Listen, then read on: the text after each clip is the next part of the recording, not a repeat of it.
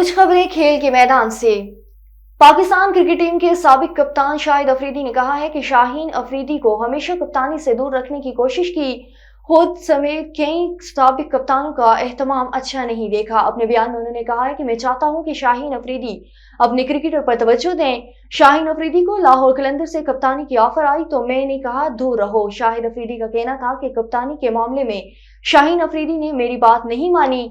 कौमी cricket team के साबिक कप्तान ने मजीद कहा कि साबिक चेयरमैन पीसीबी को मोहम्मद रिजवान को व्हाइट बॉल का कप्तान बनाने का मशवरा दिया था।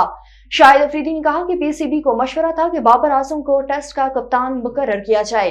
इंग्लिश प्रीमियर फुटबॉल लीग में नोटिंघम फॉरेस्ट और बॉर्नमाउथ की टीमों ने अपने अपने मैच जीत लिए। इंग्लिश प्रीमियर लीग के 32वें सीजन के इंतहाई दिलचस्प और कांटेदार मुकाबलों का सिलसिला इंग्लैंड में जारी है। नोटिंघम फॉरेस्ट और फिल्म की टीमों ने दरमियान दी सिटी ग्राउंड नोटिंघमशायर में खेले गए मैच में नोटिंघम फॉरेस्ट की टीम का कॉलिन हिस्टन और टाई ने 9वें मिनट में एक गोल करके अपनी टीम को फिल्म के खिलाफ 1-0 गोल की बढ़तरी दिला दी।